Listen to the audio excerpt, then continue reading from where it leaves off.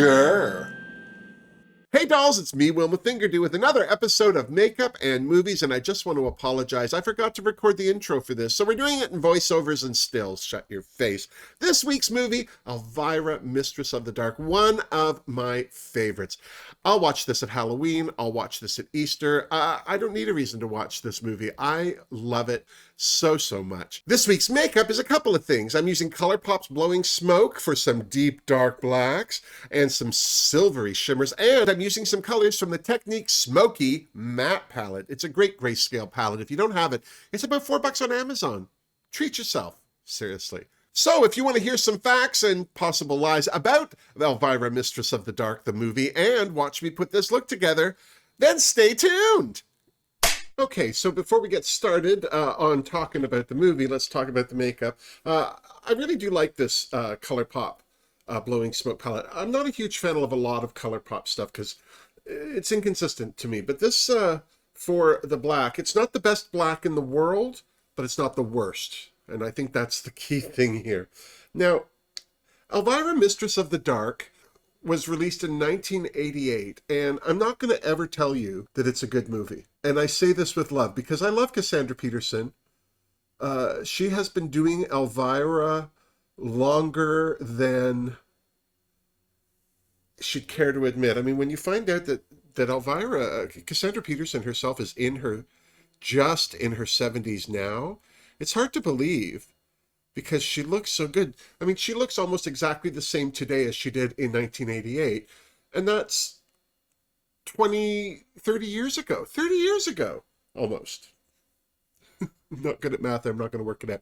But still, if anybody is going to look like they are drinking the lifeblood out of somebody, it's going to be Elvira, I'll tell you what. In 1988, this movie was nominated for the Hastings Bad Cinema Society's 11th Stinkers Bad Movie Award. And I mean, that's how bad it was. I just want to be upfront with that. This is a camp horror spoof. The whole Elvira persona is a Valley Girl. It's a character that Cassandra Peterson did in the Groundlings, and she carried it over into this Elvira character, which is why she's so flip and glib. The other thing that I love about the Elvira character is that she's not trying to be serious ever on any level about anything. She's always got a joke, a snappy comeback. And the thing I love about this, I mean, I'm at an age now where most of the snappy comebacks that Elvira was using were old then, you know what I mean? So they're so old now, most people have forgotten them, so they come off as fresh, I guess, again. But if you're a fan of RuPaul's Drag Race, that whole "how's your head, well, I haven't had any complaints yet" was in that movie. That's the first time I heard that joke, was in that movie. There's a lot of that kind of lines, like when Elvira first arrives into this small Massachusetts town, her car breaks down, like literally in the center of town, and causes smoke, and she's dressed with her boobs exposed. This one character played by Edie McClure, and she's got curlers in her hair. Her first line to Elvira is, "Will I never?" And Elvira's line back to her is, "And you never will with those soup cans on your head." And it's that kind of humor. So of course, it didn't do well as far as moviegoers go, but as far as fans of Elvira and camp humor, this movie is it's a solid win. It's very fun. It's very light. It's not going to make you think about anything. And the nice thing about it is it has a lot of really interesting people playing little small roles. The film itself was actually the product of Brad Tartikoff, who was president of NBC at the time. He had set his sights actually on Elvira doing a sitcom. And she didn't want to do a sitcom. She wanted her character to have a big screen introduction to the world, because she was already on TV, on cable TV in LA. And at this time, the movie Pee-wee's Big Adventure had just been released, so it was doing really well. And because it did well as a movie, it actually helped build Pee-wee's Playhouse as a TV show and gave it more popularity. So Tartikoff, I guess, agreed or acquiesced or gave in, but either way, they decided that Cassandra was right, and maybe it would be better to do a movie to introduce the character to the world. Now, here's the thing. People will tell you that they did have a sitcom, but it had never been aired. And that implies that it had never been seen. But in fact, and I'm putting a link right up here right now, they did do a sitcom. They did a pilot, and the great Katherine Hellman played Elvira's aunt.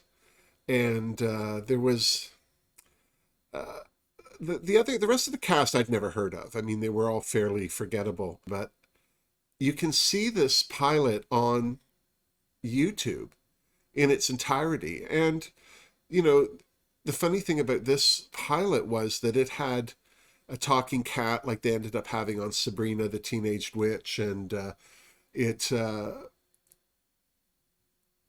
was very much like the movie, full of like one-liner, quippy little jokes, and, you know, Elvira looking the way she does in a small town. I have to be honest, I didn't like the sitcom. It, to me, felt like a rehash of the movie, and maybe that was because it was the pilot. It would have been interesting to see what they would have done with it if there had been at least maybe even half a season for summer replacement, but it never got further than that. And I really do feel it's because the material limited its potential. Because of the success of Pee-wee's Big Adventure, which was directed by Tim Burton. Tim Burton, if you can imagine.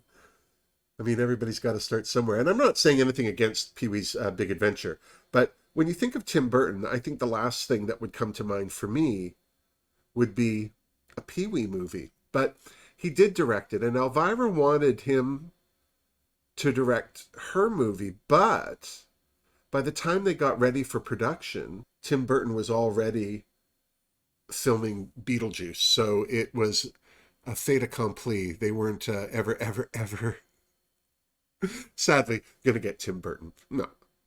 So, Brad Tartikoff brought in James Signorelli, who had mostly done parody commercials on Saturday Night Live, but they were slick. And I mean, keep in mind, in the 80s, that was like when Saturday Night Live was starting to build itself back up. And I have to say, I don't feel that the movie suffers by its direction. It's I think that this movie is shot beautifully. I mean, it really is. Cassandra Peterson's Elvira is a visual product, and I don't think anyone ever for a second thought that it wouldn't be. Cassandra Peterson was part of the Groundlings troupe in Los Angeles, which is an improv comedy troupe. And Paul Rubens was part of that. There's lots of actors that come out of that. Phil Hartman. So because of that, Elvira drew from the people that she had worked with in the Groundlings to flesh out the characters in this movie. As I say, Edie McClure. There was also Joey Arias. If you've seen the documentary Wigstock, he's in that. Joey, he's very much in the art scene, but as a drag queen, his speciality is to impersonate Billie Holiday. He sounds just like her. It's ridiculous. And he, as a cisgendered male, plays the smallest role. As Elvira is leaving to go to this Massachusetts town, she picks up a hitchhiker. It's just this little throwaway scene, and the creepiest, most salacious, he's like, guy gets into her car. She turns and looks at him and smiles. They drive off. 10 seconds later, the car stops. His shirt is off, and he can't get out of the car fast enough. He looks like he's about to throw up. And Elvira picks up this axe. You forgot your axe, and whips it. You hear it go flunk. Oh, off the camera. But that's Joey Arias, or Arias, however you say his last name. It's one of those one of the reasons that this movie for me is just, I think it just has a lot of magic to it. There's just a lot of who's who and what's what going on. Somebody else who's involved in this movie is Cassandra Peterson's writing partner, John Paragon. Now, if that name's familiar to you, he was Jambi, the genie in Pee-wee's Playhouse. And again, a groundling. And he co-wrote this movie. And they brought in a writer, Sam Egan, to polish the script. In fact, Cassandra Peterson's Elvira, Mistress of the Dark franchise includes paperback novels. And she wrote them. She wrote them with John Paragon. Like, it wasn't like other writers penning them for the franchise. She and John did that themselves. She would write a chapter and he would write a chapter and that's how they would write the book. John Paragon's in the movie. He plays this gas station, this gross, scabby, barf. Like, the thing about this movie is it's not reflecting humanity very well. I'm now going into this matte eyeshadow palette by Technic. So for those of you who've never seen the movie Elvira, Mistress of the Dark, it's basically a spoof on Cassandra Peterson's actual life. And in that, I mean, she plays a woman who hosts a horror show on a local news channel or some such thing. And she has dreams of being in Vegas as a showgirl, but she's just objectified and dismissed. In fact, it's so based on Cassandra Peterson's early career. There's this scene in the opening of the movie where she's finished hosting her movie night and they immediately strike her set to bring in the news crew. And there's this female news anchor. And apparently in real life, there was this woman who was the anchor of the local news who just gave Elvira the hardest time. So they really tried to capture that in this character. And this character was played by Tess McNeil, who, another comedian, but she actually ended up playing Elvira on The Simpsons. There's a Simpsons episode that Elvira's in, and it's not Cassandra Peterson that voices that character, it's Tess McNeil. But anyway, they end up having this fall down, slap out fight. So, of course, by the end of this scene, Cassandra's had enough. She's like, I don't need this. She's talking to her agent. What happened to Vegas? I thought we had Vegas. And he's like, well, there's a few snags. And apparently she needs $50,000 to open in Vegas, or she can't quit. But as luck would have it, a relative of hers has died. Of course he did. And it was her great aunt Morgana. And, another one of those cheesy lines, I didn't even know I had a good aunt, never mind a great one. And so she immediately has these ideas that, an inheritance. Oh, money, money, money. Call Vegas. I'm getting the money. And she drives off to claim her inheritance. And there's a series of shots of her on the road in the most spectacular car, the Macabre Mobile. It was a 1958 Thunderbird hardtop that they got for $2,500 and then paid $7,000 to pretty it up. The whole interior was upholstered in leopard. It was stunning, and she actually bought the car for herself. She for public appearances, when she does a parade or any kind of personal appearance, she has to drive up to it. So that's the car she arrives in. So very smart. And in fact, speaking of smart, Cassandra Peterson, when she was hosting the movie Macabre on TV in her early days, she wanted a raise at one point. She was like, I need to get paid more. I'm bringing in all these viewers for you and everything.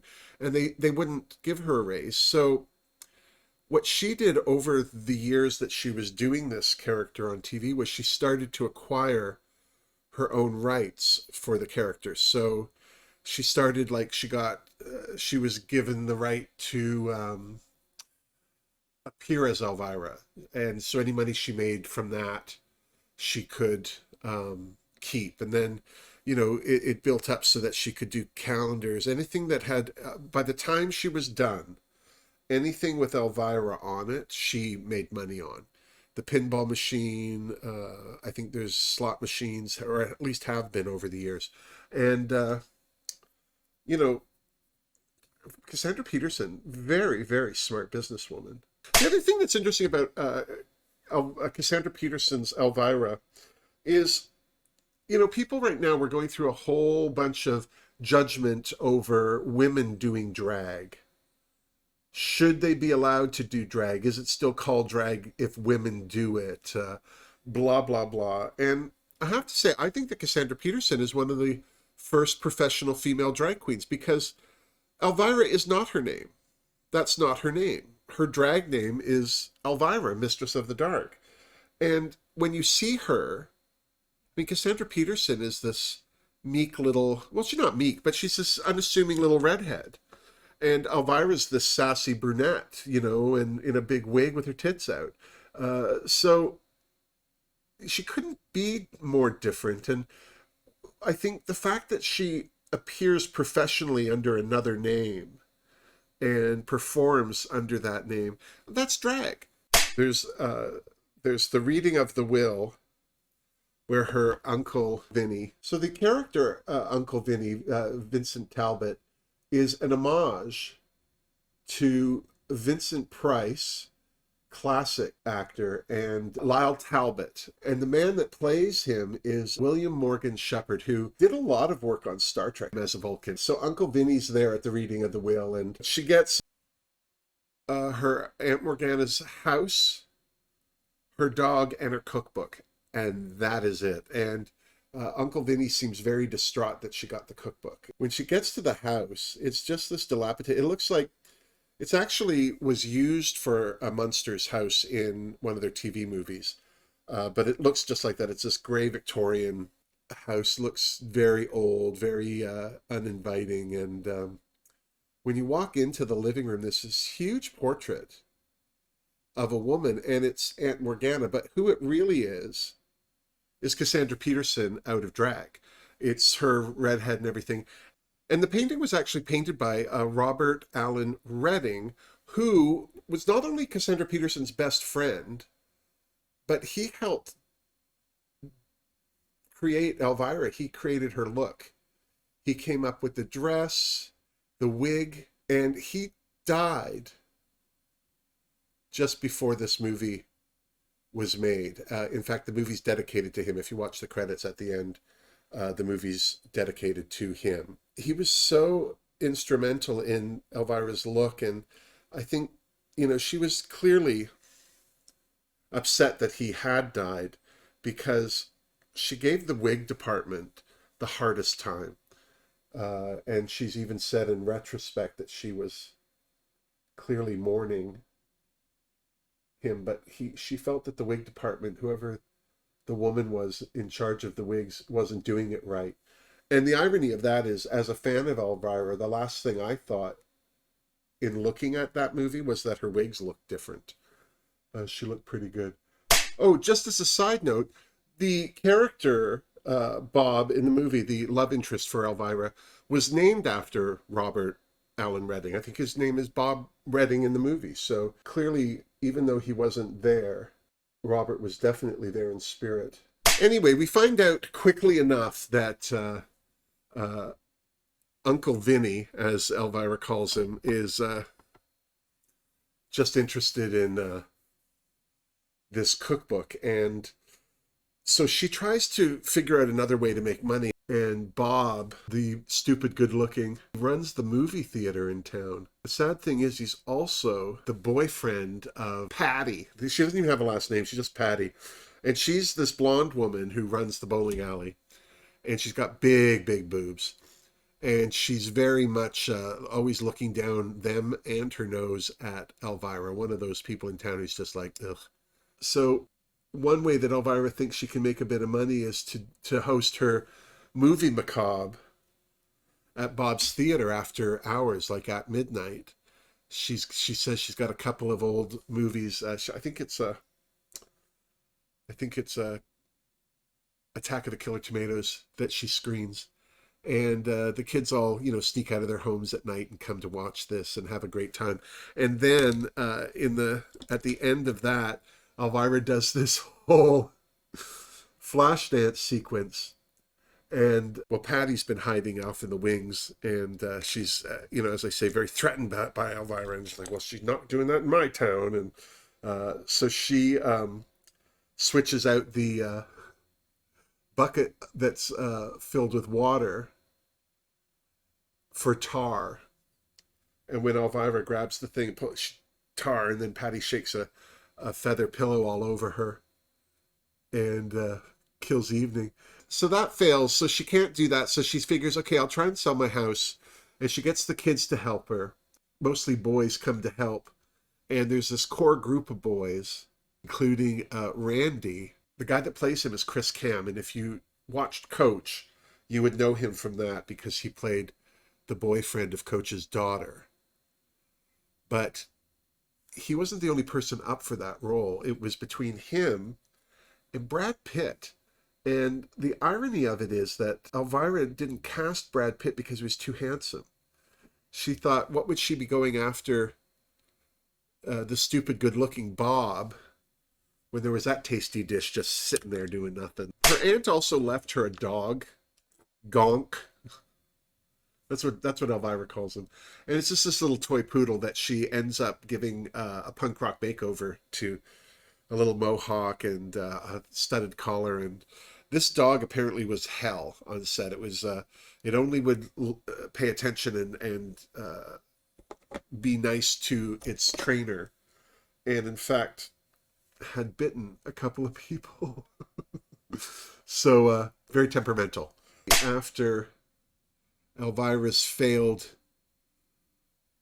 late night movie viewing at the cinema, she and Bob are back at her house, and he's feeling a little peckish. So she says, oh, I'll whip us up something in the kitchen, and grabs her Aunt Morgana's cookbook and follows a recipe. And when she lifts the lid at the table, she's conjured a demon, and they have to fight the demon. And there's a lot of great classic horror movie shots, like Elvira stabs it, but there's a repeat of that one motion, so it's a couple of stabs in a row. It's very funny. When you see it, if you've watched any bad horror movies, you'll recognize all of this. Elvira finds out that the whole town's against her and is actually campaigned for her to not be able to work in town. No one will hire her. She can't make any money. So to get revenge on the town, she remakes the recipe that she made for her and Bob and takes it to the potluck. There's a Founders Day potluck picnic or something, and nothing happens. It's just this casserole dish. So the adults all eat it. It actually ends up being a love potion. And so the whole town just sinks into debauchery. And so the next day at the city hall, all the city board members are all talking about, who took advantage of who at the picnic. And it's just very funny. And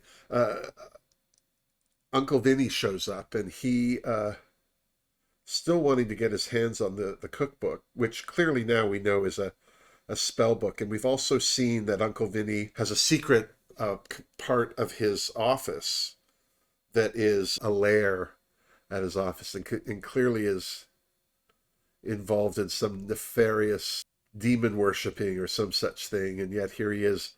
He's a big shot lawyer in town, and lets them know that there's a law in the law books that restricts anybody from performing witchcraft, because they're in Massachusetts. And so he more or less convinces the town to arrest her for doing just that. So they put her in jail, and they go to burn her at the stake. And the funny thing is, this was filmed in 87, 88. And they actually stood her on a pile of wood and had flames around the base. And it got so hot that her wigs melted. The ends of her wigs melted. And so it was actually quite, she was covered in a flame retardant that itched, but her hands were tied, so she couldn't even scratch herself. So it was a very extreme situation on all fronts.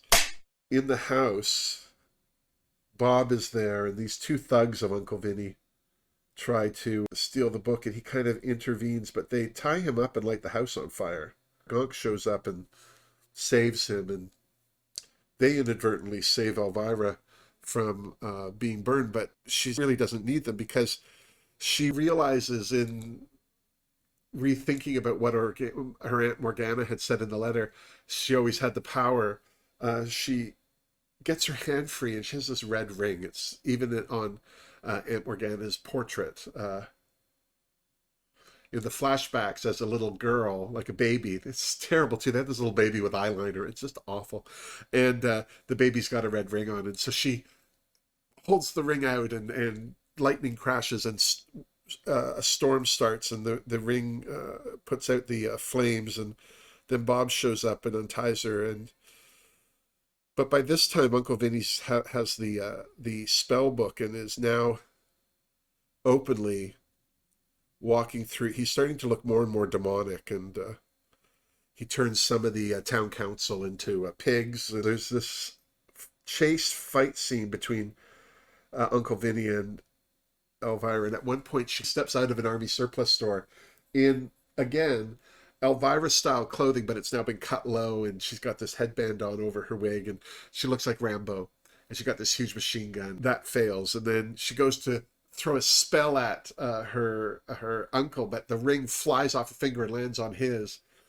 Well, and now his power is complete. She and Uncle Vinny end up in this huge battle at Elvira's house, Aunt Morgana's house, and inadvertently the house starts to burn, and Vinny gets sucked to hell, I guess. And of course the house is destroyed, all of her possessions, the cookbook, everything, it's all gone. And the next day Elvira's sitting there with Bob like, well, what's my next thing going to be? I'm done. That's it. And the town all shows up, and they more or less just apologize to her. And, it's a very kumbaya moment. Everyone's forgiven Elvira. She seems to have forgiven them. A lawyer comes up, the same lawyer that read her Aunt Morgana's will. Well, apparently Uncle Vinny had quite a lot of money. Quite a lot of money. And so now the last thing is a close-up on her. She's like, Vegas? Vegas! And we cut to a Vegas showroom. In the original movie, they didn't have a budget for the Vegas number. In fact, they were never going to do the Vegas number. At least they weren't until they saw the movie. They felt that the movie was good enough to throw a bit more money at it. So they shot it a month after filming had been completed, and it's one of the best numbers in the movie. If you've never even seen Elvira Mistress of the Dark, you've heard about this one scene. She has these tassels. It's a bra. It's not pasties. She's got a full bra that looks like two spiders, and where the spiders' bodies are, that's where the tassels are. Now, when she was 14 and living in Vegas, I think she quit school to become a performer, and I think she had her mom's support for this. Her mom was she had a costume company. So Elvira, or Cassandra Peterson, she had seen the burlesque women do these tassel spins, and she had her mom make her a bra to do tassel spinning. So she not only would spin them in the same direction, one way or the other, she did what they called the helicopter, which was one going one way, one going the other. She'd also be able to do just one or just the other. And she hadn't done that in years, but they wanted it to be part of this scene, and it is, and it's spectacular. It's senseless, it's unnecessary, and the movie would be horrible without it. It's just such a great ending to the movie. And the funny thing about it is, it's Cassandra Peterson doing this. You can see that it's not a body double. At first, I think there's a shot where she up close, but then it's so worth watching. It's my favorite part of the whole movie, and there you go. I think that the whole point of Elvira, Mistress of the Dark, is that there really is no point. It's just a light comedy. It's funly written. It's not well written. The performances are all fun. They're not great, but it's not that kind of movie. It wasn't. I think the only real method actor was Uncle Vinny, and even he came off too big and overplayed. Either way, good, bad, or bouncy, this is such a fun movie. If you haven't seen it, it's worth watching at Halloween anyway. If you haven't seen it, I highly recommend you do. If you have seen it, then I highly recommend you have another go watching it this Halloween and give yourself a thrill. So now I'm just going to put on some lashes and some lips and some hair, and I'll be right back with the finished look. And here's the look. The makeup I used was the ColourPop Blowing Smoke palette and the Techniques matte palette in gray tones. Together, these make an excellent, excellent full spectrum palette to do a black and white Halloween goth, whatever dramatic look you're doing. Even if you wanted to do like a black and white movie photo makeup, those two palettes will get you there for sure. The lipstick, it's a darker lipstick than I would normally use. This I got from Beauty Bakery. It is a Desserts First.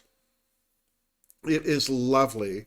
I really like it because it's got that bricky quality, even though it's very deep. And then I just put a gold shimmery gloss from Profusion over top of it. And I think that it worked out really well. Of course, the finishing of this look is my Rulelenska hair from Denise Journeau. I always feel like my friends are about to drop in when my friends visit from Europe. Does anyone remember that commercial? Am I the only one? Rulelenska, Bond model, and apparently hostess in Europe. I love this wig. I think this is great. It's got a widow's peak. When I had hair, so did I. So this is why I love this one, and I just thought I'd blow it out so it looked like I was in mid-action. Like that. And speaking of mid-action, the movie was Elvira, Mistress of the Dark. It's not the only movie that Elvira's done. She also did, and it's not a sequel, and it's not a prequel, although the second movie she did, Elvira's Haunted Hills, was set in the 1800s in Europe.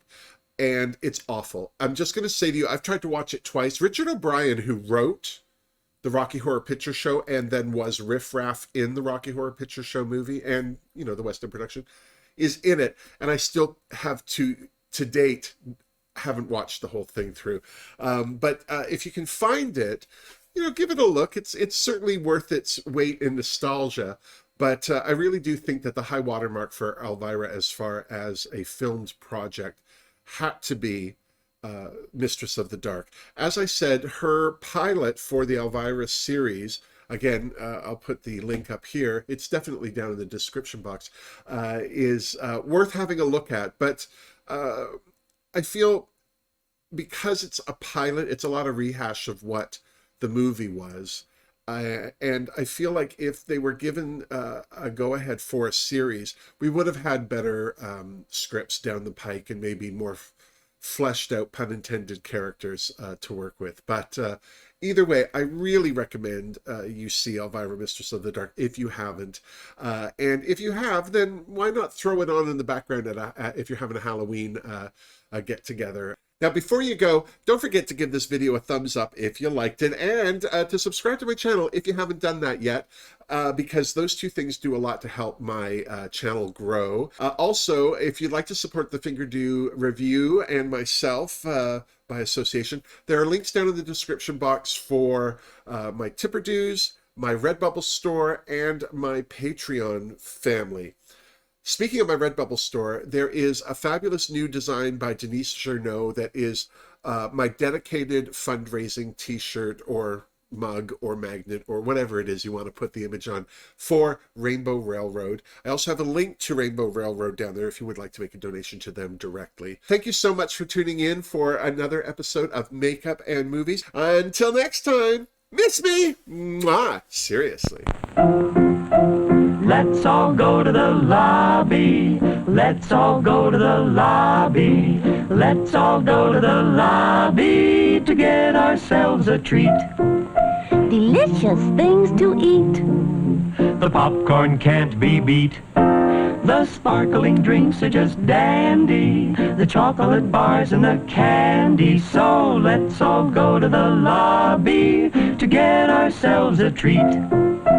Let's all go to the lobby to get ourselves a treat.